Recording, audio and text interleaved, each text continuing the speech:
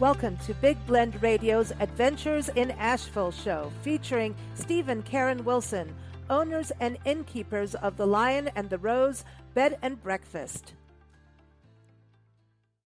So welcome, everyone. We are kicking off the first episode of our Adventures in Asheville show here on Big Blend Radio in 2026. We've been doing the show for years, but it's the first one of the year, and we're going to rock it out because we are so excited. Steve and Karen, of course, are here. Steve and Karen, known as Mr. and Mrs. Wild, and also the owners and innkeepers of the historic Lion and Rose Bed and Breakfast, which is located right in the Montfort Historic District in Asheville, North Carolina. You can go to lion-rose.com.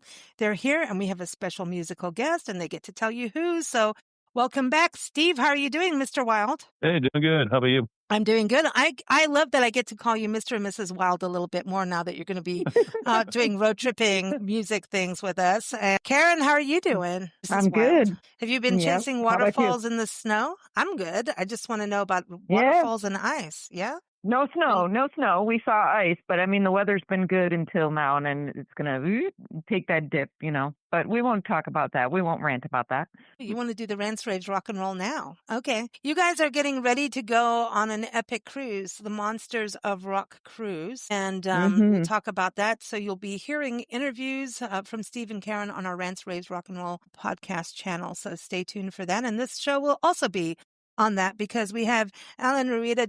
Now I just changed his name again. Alan joining us from Stone Whiskey. He's been on the show before, but in a different light. He was on right after Hurricane Helene hit, and Steve and Karen had no electricity, barely any cell coverage. In fact, they had to walk up the street to call me and say, can you get these people on a show? And we did a benefit video show like for 2 to 3 days on Big Blend Radio. Really to send support and light. I mean, everyone in Asheville couldn't really hear it because there was no electricity in some places for a month, including clean water. And Alan was one of the very first people to hop on board and join us with his band, Stone Whiskey. So welcome, Alan. How are you? Hey, good. Thanks for having me. Happy to be a part of that. Yeah, no, you were so like, I'm in. As soon as you guys you were like at a gig, right? I think when you guys recorded that. Yeah, we were all together. So yeah, we had just got done playing. So yeah, we were just like anything we can do to kind of raise kind of awareness because, there was pretty devastating what happened during Helene.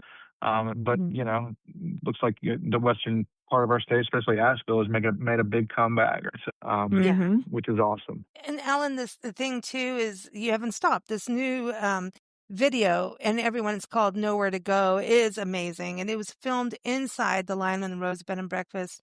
And I know Steve and Karen were all excited about it. None of us wanted to even talk about it in case plans fell through. It's like, shh, this could happen. This could happen.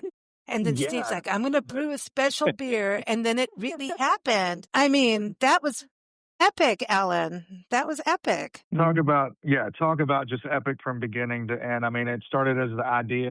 And it was kind of, everything worked out, and it was like, okay, weather ended up working in our favor for the weekend too. So it couldn't have worked out better, just from beginning to end. And then, Steve and Karen let us take over the Lion and the Rose for the weekend. We literally took it over.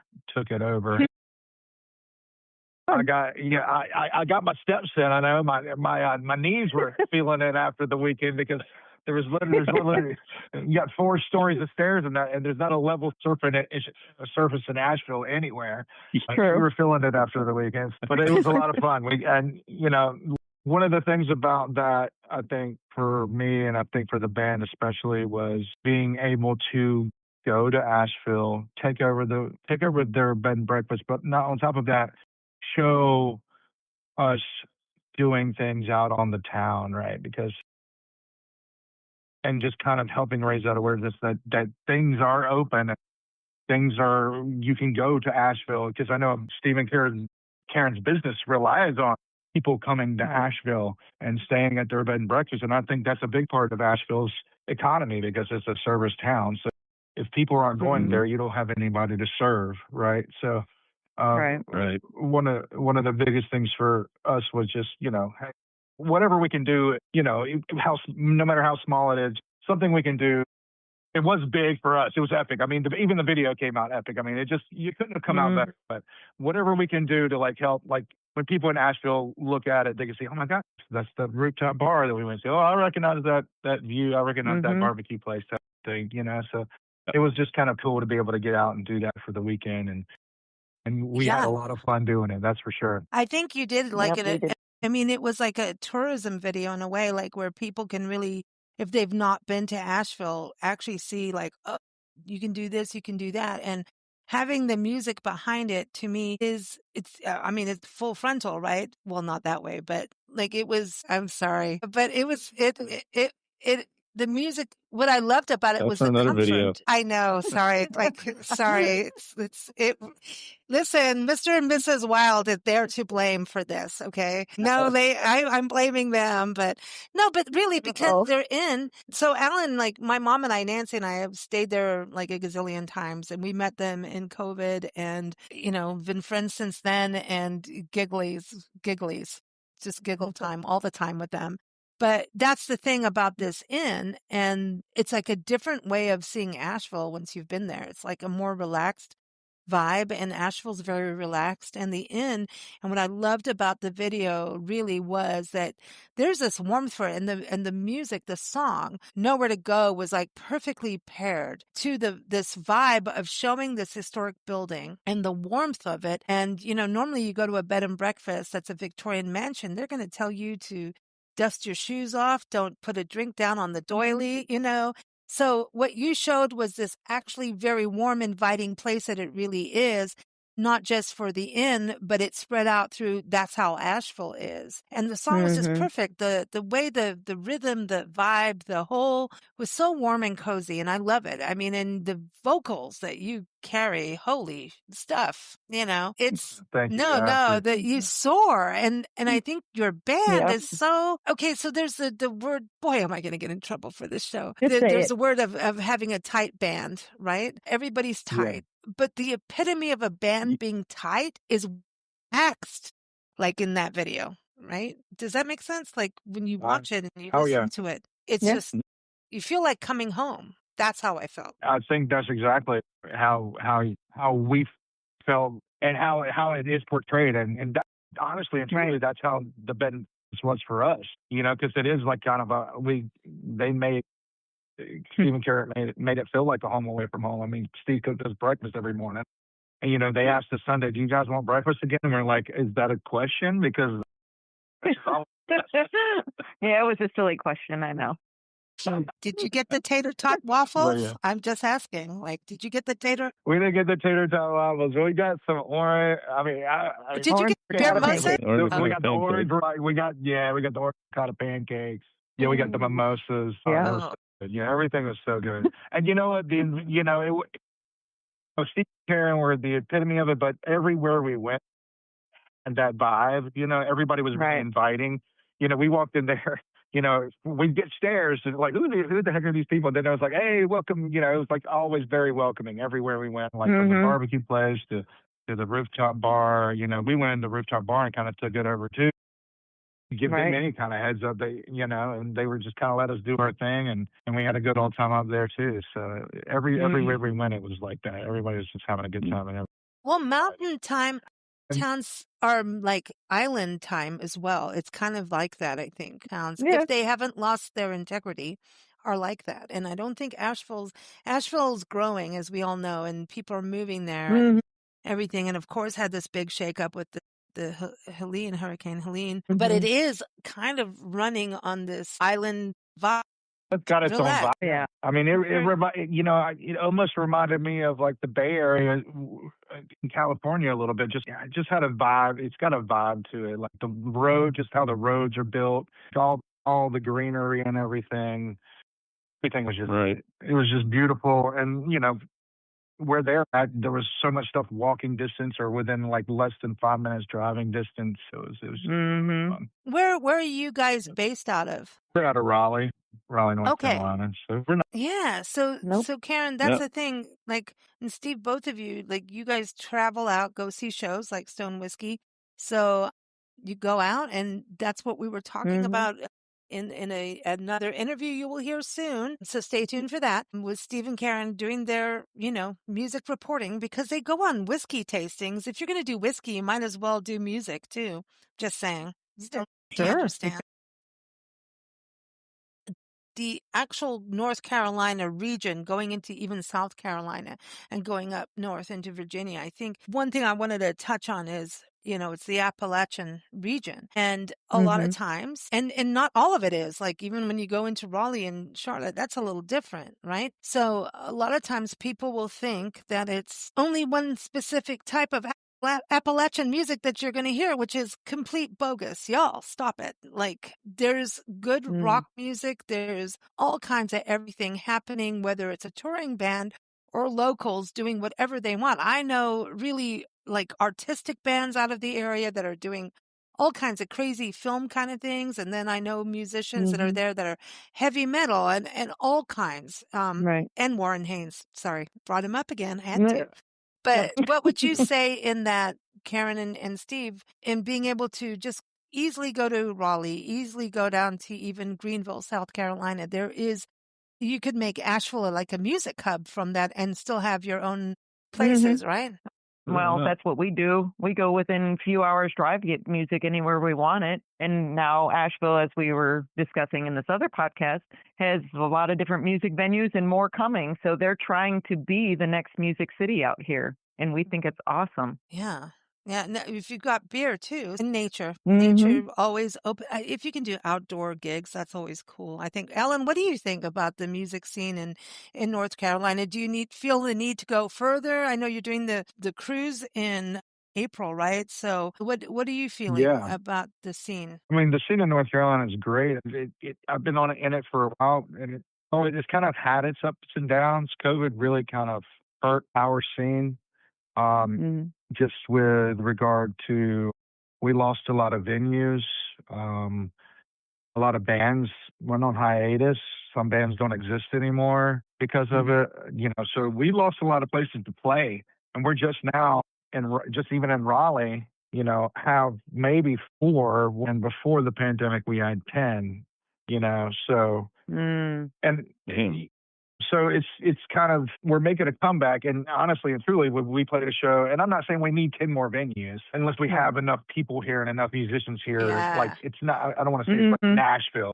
We did have 3 shows the other week at 3 of our good venues, and each show had a turnout. So to me, that's a positive kind of thing. So I do see that but also for me being in a band, any band that wants kind of grow their band has to get out.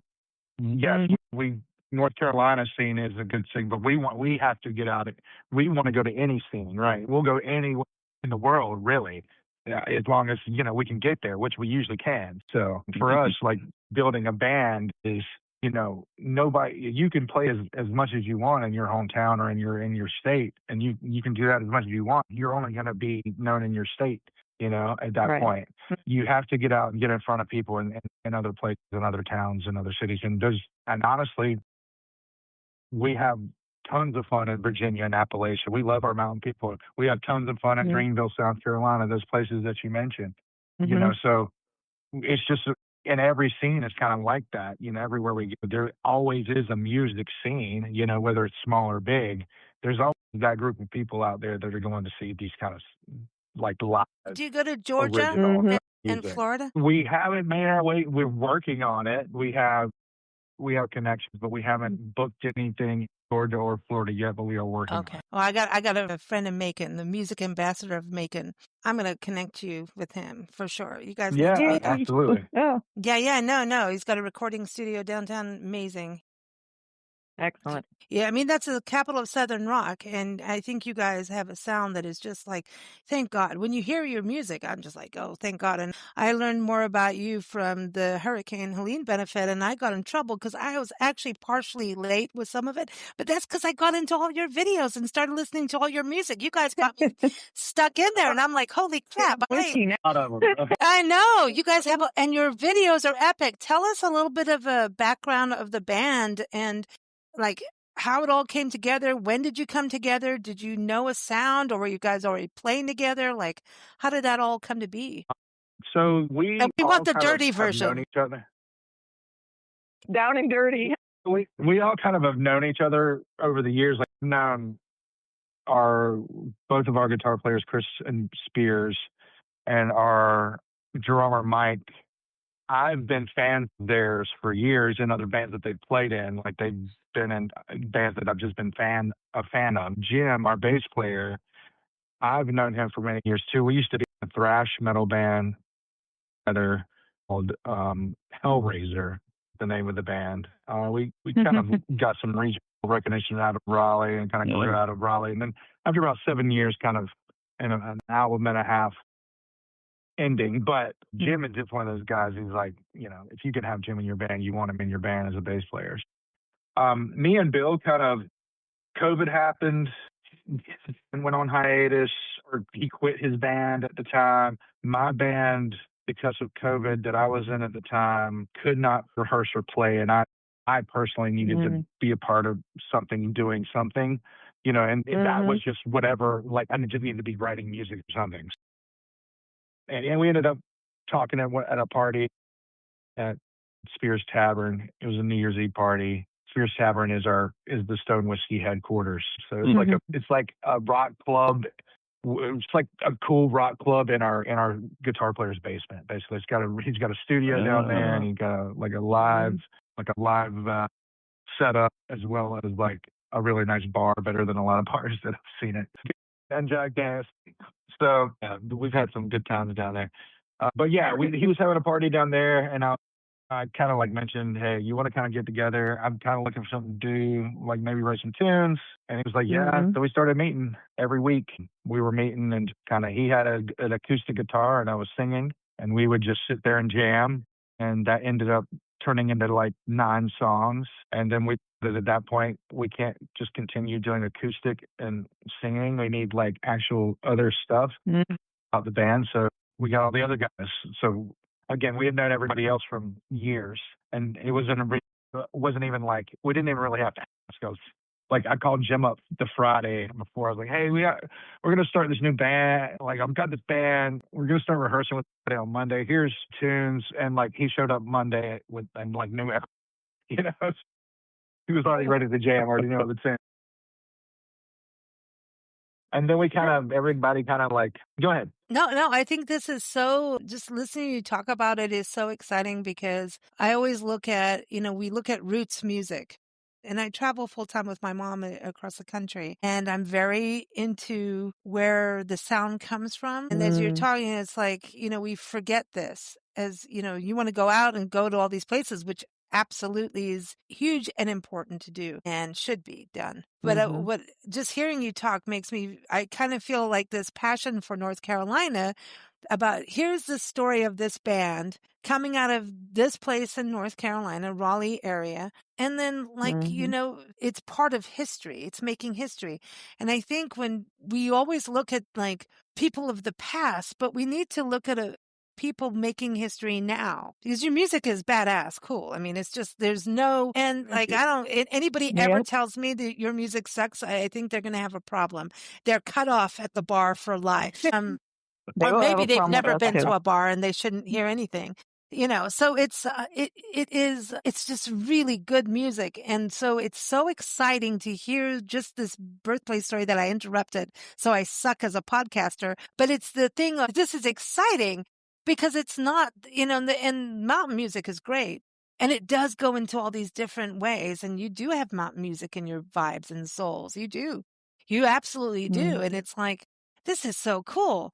So I personally am just sitting here going, this is exciting as hell, because, it's the makeup of the state of North Carolina music. It's part of it. It's part of its history. But we should recognize it now and not wait 10, 20, 30, 40 years. You know what I mean? And I do you totally guys agree with feel that. that as a band? Like, hey, let's do this together. Yeah. Well, I feel North Carolina is full of awesome bands and awesome musicians. Like it's crazy talent that's here. And I think that people realize it until they get here and get on. Now, a lot of great bands, you get down on the nitty gritty, there are a lot of really, really talented, good musicians on the local independent rock scene right now. And that goes for everywhere. That's just every genre. Like there's just a lot of really good musicians in North Carolina. So I was born and raised here, so I'm just glad to be a part of it. Anything I can do to help boost my state up, I'm gonna do it, But to get back to the origin thing, we kind of build off of that, and everything kind of from there was us kind of taking all of our influences and putting them into those songs. And that was kind of the first album. So Alan, like your first album didn't have like a lot of videos for the album. That was 2021, Rebels of the Sun? Yep, 2021, yeah. And we shot a music video for every song on that album. So you can go to our YouTube page and you can literally watch that album from front to back. But that's kind of our goal for all of our songs is we kind of want to shoot a video for every one of them. We kind of like enjoy the idea of like coming up with the ideas for the songs and for the music videos, at least, for the one we shot in Asheville, Nowhere to Go. I mean, it's just the perfect place, perfect scenario, perfect, like everything was perfect about that for that song. And like we try to do that for all of our songs, right? With regard to like, what do we want the story to be if there is one? If there's not a story, it's got to look cool. And then, we kind of put together a game plan. And then luckily enough, we have a family who is a production company. I mean, they are our production company, but they're also family and friends. Karen and Steve got to meet them. They got to stay at the bed and breakfast the whole weekend with us. Yep. While we shot the video, but they're awesome. That's Aaron and Rich Dambois. They have all the gear, so when we have the ideas, they're the ones that help us execute them. And that's amazing. It's great. And we're just lucky to know them. Yeah. But the whole thing with the music video is, there's not a lot of bands that do that. But our thing is, we want to be relevant. It's kind of like, how do people discover new bands these days? And usually, like me, it's like it's either like on some streaming platform or I'm trying to, and then I'm like looking for their music video, right? And then to see if they have any music videos. Luckily for us, we've got like 14 now or 15, so you can come and watch a good solid 55 minutes of music videos from us. You know what? It's actually a way of, because like people watch our podcasts on YouTube. I mean, we travel full time and we'll get into a place and I'll go click on YouTube where we are and there's our podcast right there. And I'm like, change your shirt, Lisa. I have 5 shirts. That's it. People, get over it. Travel full time, get over it. But then like, I'm like that about musicians. Like we will go on YouTube. Nancy, my mom and I, have music night and we fight. So about music. Cause like, I want this, I want that, I want this, I want that. So we have like a system of sharing music and so that it's equal opportunity without drama. And YouTube is it. And then when it goes you've got to think back in the day, YouTube was just on our phones and our computers, not on our screens. Remember that? Y'all, I don't know. I don't know if I'm aging myself, but it's true. And now you can go on YouTube, on TV, and yes, see my ugly face on there. But the reality, the beauty is you see these music videos. And I love the blend of like this last video, Nowhere to Go. I love seeing the band perform in a video. I want to see that, not just like pretty pictures, or people killing themselves through the video, whatever it could be. But I want some relevance to it. And when the band comes in, you're like, yeah, because if you are in a different side of the country, like if I'm in California, and yes, Asheville does have San Francisco roads, you're right. Because I remember the first time we got to Asheville, I was like, this is like San Francisco. You guys don't know whether you're going up or down, but it's like spaghetti. But yeah, you want to be able to enjoy that because if you can't get to a live show, at least you have that, and you can get a little visual, but then like music listening on an album or a CD or digital, however you do it, that's also, of course, like that's a listening experience. But sometimes you just want to watch it and chill out and have a whiskey and, a cigar or something like that and enjoy, depending on who, what, and whatever you're going to enjoy. Could be a cup of tea. I don't care. It's this other experience. And I think we have to really acknowledge that the fact is that bands can actually go beyond. Like, you can be playing in someone's house in South Africa right now and they're loving you, and if they can buy your album, they will, even if they can't get to see you in a club in Asheville. You know what I mean? So I think in some ways, even though it's hard because there's a lot of people out there to compete with in the digital world, you still can reach people beyond the physical, but the physical is still epic, right? The physical is still the best. Right. I agree. You got to do both. I mean, if you're not doing both, then you're missing out in some way, shape, form, because of exactly what you just said. You know, people that can't come see us. Now you have a way. You come to our YouTube and you can at least get you can at least get the vibe. You get a couple of them. It's just us rocking out. It's funny because we were rocking out in Steve and Karen's living room because we were getting loud there for a little bit because we had to turn the music up loud so we could hear everything. But and our drummer, he beats them. So it was just funny because I know the neighbors were like, "What is going on over there?" Mr. and Mrs. Wild is up to something. Hey, did you put the Bates Motel sign up? You should have put the Bates Motel sign up outside like you do for Halloween. You should have put it up while that was recording. It would have been classic, you know, but it was... Yeah, we have a story for another time on that as far as loud music, but we'll get into that another time. And it was not Stone Whiskey that was the loud music, but we'll get into that another time. Wait, what is this kind of teaser going on, Mrs. Wild? What's going on here? What do you, what? No, come on. Like, what did you do? What did nothing I did. Steve, what did you do? No. Just basically just neighbor drama, just neighborhood drama when we did Porch Fest this year. That's nothing big. So see, this is the thing. It was some drama. It was drama. Basically, our neighbor who's lived here longer than us didn't know that Porch Fest was going on. He was doing a wedding on the same day, and he expected the bands playing in our yard. He wanted us to ask the band to stop, and I said, I'm not doing it. I'm not asking them. I'm like, you ask them. I'm not asking them. They look forward to this all year. Any band that performs knows this. You're asking me to tell them to say not to do half their set. No way. No, because it's like a donation. The drummer of the one band told him the same thing, but just so I can get lost. Listen, if there was music at my wedding for free, like, shut up. You got a free band. What are you talking about? Like, who cares? That's extra joy. It's an extra blessing. Sorry. But like, listen, when we have live music, that's luxury to me. It is. I agree. It has become that.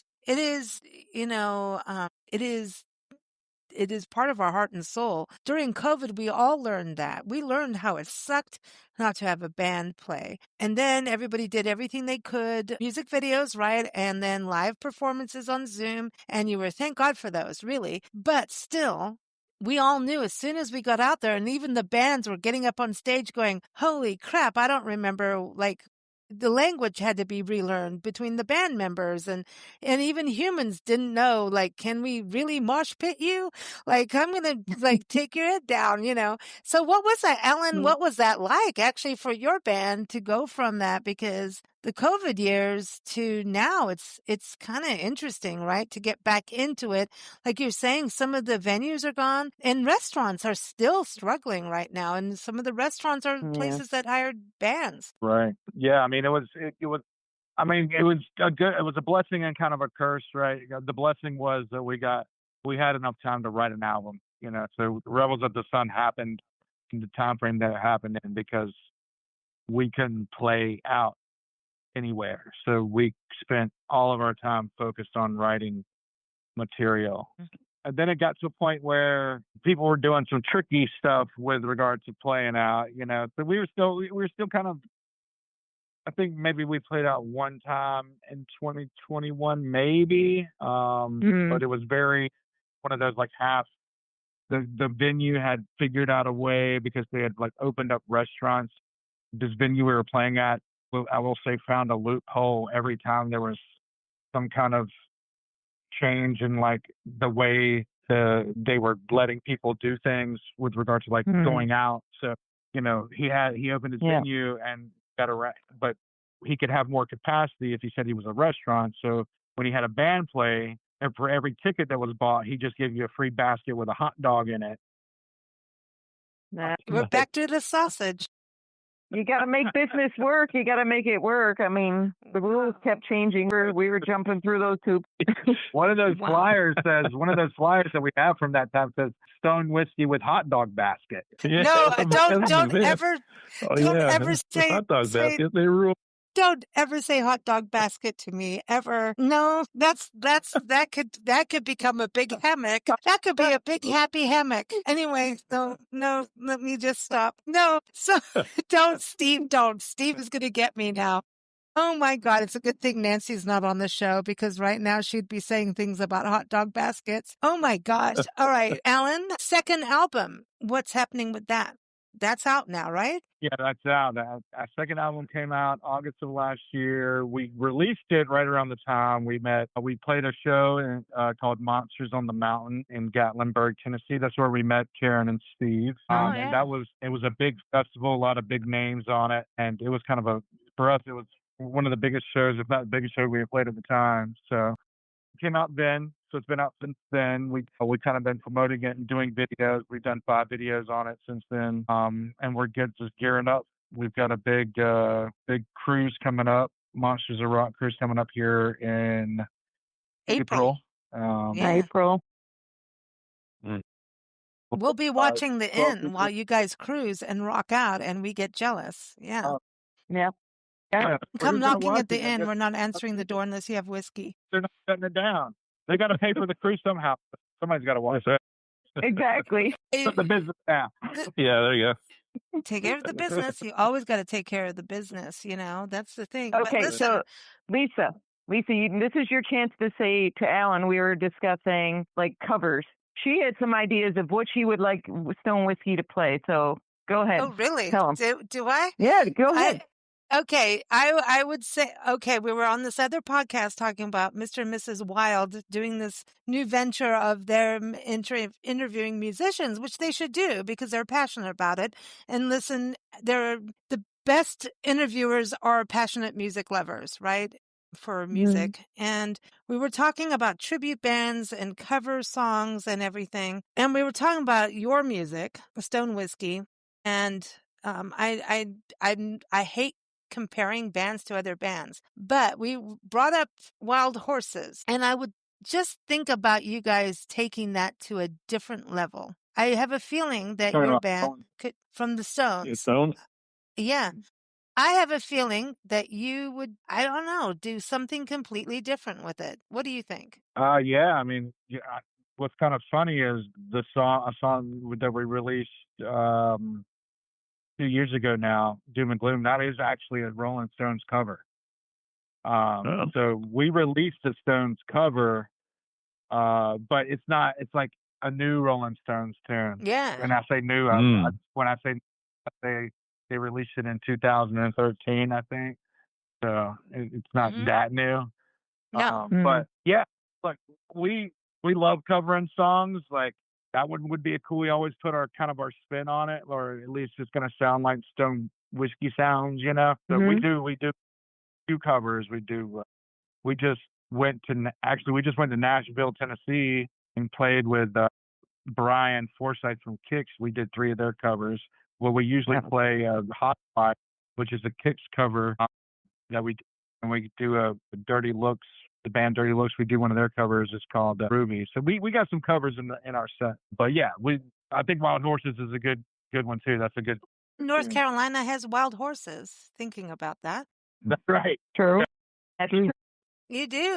I don't know. It just kind of like, I see this whole other video with Wild Horses from North Carolina, and then Restless Lady in the B&B, and then someone has to storm into the B&B room at the top with the turret, and then, I don't know, someone's going to let their hair down. Who knows? I don't know. It's all good. Whisk her away on the Wild Horse. No, or throw her over the balcony. Who cares? No, it's Restless Lady, get out. Like, over the balcony. The horse comes in the house. Oh, the horse comes in the house. Oh, yes. We had a horse that came in our house. Yes, back in the day, we had horses, and my mom had a huge, it was a Oh God, he was like one of the Budweiser horses, smaller. God, Clydesdale? Not a Clydesdale, but smaller. It was a Belgian cart horse. Oh. I had like this Arab cross pony called Cinnabar, who was a little wild girl but was abused and all this stuff. So we were, Carrot Land. We were Carrot Land. Sweet, sweet, sweet to all the horses. But Surtees was named after a race car driver. That's Nancy's horse. He was like 19 hands tall. Like he was a big fat boy. And he was old. He was retired. And we took him in. We were just foster parents or whatever, and he was a show horse. He did jumps, he would do all of that stuff, and we had jumps in our paddock, whatever corral you call it in this country, whatever, and he would go and do them. And Nancy entered him in a contest just as a joke, and he went and did the jumps. Nancy didn't know how to do jumps. She didn't know. She was bouncing all over the place. And then once they finished, he went and did all the jumps in reverse in this whole show jumping. You guys know Nancy and I don't belong in the show jumping atmosphere, right? You already know that, right? The only accolade I won on my horse was dressing up as a gypsy with a guitar and riding her into a fancy dress. I won that, but that was it. This horse, one day, we're having a barbecue, which is called a braai in South Africa. And we had like a wood-fired oven thing out, and we had this acreage with eucalyptus trees and like I don't know what the difference is, whatever. But we had horses and farms, and like farm stuff going on everywhere. And we had people over, we're having this barbecue, and all of a sudden Surtees, he knew how to open up the paddock, and he opened up his gate, and we had a miniature pinscher, little yappy dog, go yap, yap, yap, yap, yap, run in the house, and he followed the dog into the house and walked into our living room. Big ass horse with a little teeny ass dog in the living room. The little dog wouldn't shut up. And he is huge, and he's standing by the piano and the stereo, and I'm going, this is not good. But he backed out and came over to the barbecue and actually sniffed the meat that was on the barbecue, and then decided to take a big swoop out of our salad. So horses in the living room. Salad meat? No, he sniffed the meat. He went right into it. And then he went to the salad, took a big chomp of it, and walked off. Okay. He was the man. He just bite. He was just looking for a quick bite. He was like, I'm the show. Bite. He was just, I'm the show. He was not about like, you can't have a party without me. He was very much a show horse through and through. He had to show up, and he did. He walked right into the house. And I'm like, the little dog. I mean, it's like Ozzy or Lita biting at his ankles. But this is a little miniature Doberman pinscher going, yap, yap, yap, yap, yap. I mean, her name was Minnie, and we have this giant. And we're like, oh my God, and we had this huge plate glass window for the living room. And that's all you could think of is someone's going through it. Nothing happened. He just backed out. Everything was fine. Wow. And then he's ate our salad, So, Alan, it could happen, but Surtees is probably not around anymore, but he would do it. And there's historically in Western motels, like John Wayne has walked into many a hotel on horseback. So it's a thing. Yeah. It could be a thing because now they can be service animals too. Well, good luck with those steps. Stories. I know, but we've heard crazy stories about, people bringing chickens and all kinds of weird animals as service animals these days. What? Yeah. It hasn't happened here, but Okay, Alan, you need a chicken song, a wild horse song, and a horse in their living room. This is a great podcast. All right. Alan's disappearing. Alan, thank you so much. You're disappearing. Yeah. You're disappearing. Hello, I'm here. Okay. There you go. All right.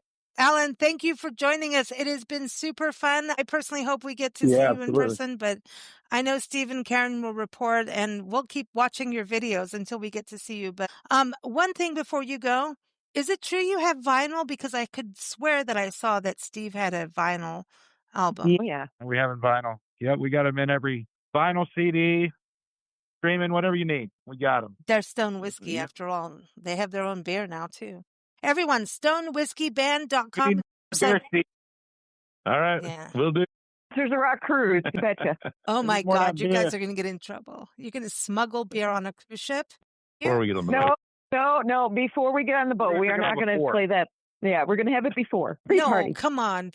Come on. Do a smuggle. Come on. No, we don't want to get banned on that boat. No. We're going to be good. We're going to be good. Party. All right. Well, everyone, lion-rose.com is the website to go to. We'll be back in February before they go on the cruise ship, and we'll talk them into smuggling the beer onto the cruise ship at that point. But we'll be discussing another thing you can do in Asheville, which is more than one thing, right? So we'll be talking more about what you can do and plan for spring and all those great things. Again, go to stonewhiskeyBand.com. All the links are in the episode notes. Thank you so much, Alan, for joining us. Thank you. Thank you for having me. Great talking with you. Thanks, Alan. Hey, thanks, Alan. We'll see you soon. Thank you for joining us here on Big Blend Radio's Adventures in Asheville show. Learn more about the Lion and the Rose Bed and Breakfast, which is located in the historic Montfort district of Asheville, North Carolina. Go to lion-rose.com. You can keep up with our Big Blend radio shows at bigblendradio.com.